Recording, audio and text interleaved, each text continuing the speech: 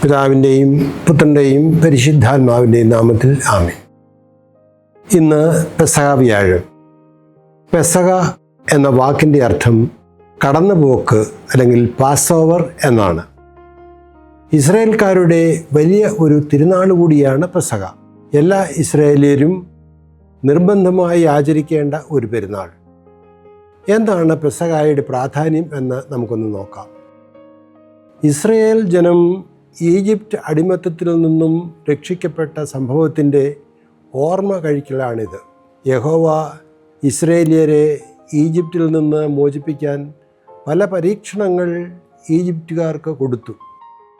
ഫറവോയുടെ ഹൃദയം കടുത്തതല്ലാതെ അവരെ വിട്ടയച്ചില്ല. അവസാനമായി അവിടുന്ന് ഒരു തീരുമാനമെടുത്തു. ഈജിപ്തിലെ ആദിജാതന്മാരെയെല്ലാം സംഹരിക്കുക. എന്നാൽ ഇസ്രായേലിൻ്റെ ആദിജാതന്മാരെ അതിൽ നിന്ന് ഒഴിവാക്കണം. അതിന് അവിടുന്ന് കണ്ടുപിടിച്ച ഒരു മാർഗമായിരുന്നു ഈ കടന്നുപോക്ക്.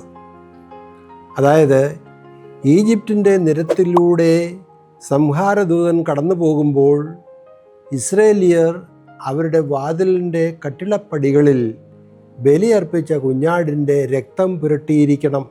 രക്തപ്പാടുകൾ കാണുമ്പോൾ സംഹാരദൂതൻ ആ ഭവനത്തെ കടന്നുപോകും. അങ്ങനെ അവർ രക്ഷിക്കപ്പെടും.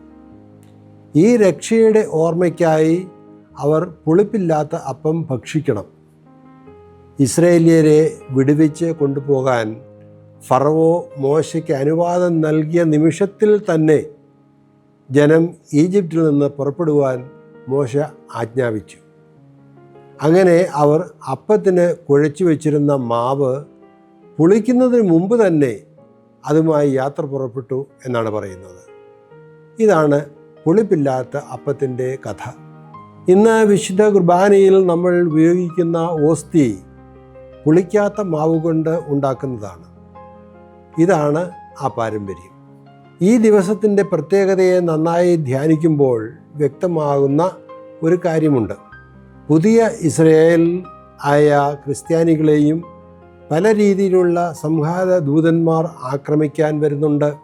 അത് അപകടങ്ങളിലൂടെയും രോഗങ്ങളിലൂടെയും മഹാമാരിയിലൂടെയും ഒക്കെ ആകാം. പക്ഷേ അവയൊക്കെ ദൈവജനത്തിൻ്റെ ഭവനങ്ങളെ കടന്നു പോകണമെങ്കിൽ നമ്മളും പെസഹ ആചരിക്കണം. പെസഹ ആചരിക്കുക എന്ന് പറഞ്ഞാൽ ശുദ്ധമായ ക്രിസ്തീയ ജീവിതം അനുഷ്ഠിക്കണം എന്ന് സാരം. കർത്താവിൻ്റെ തിരുശരീരവും തിരുരക്തവും ഭക്ഷിക്കുന്ന ദൈവജനമുള്ള ഭവനത്തെ സംഹാരദൂതൻ കടന്നുപോകും. നമുക്ക് നാശങ്ങൾ ഒട്ടും സംഭവിക്കുകയില്ല.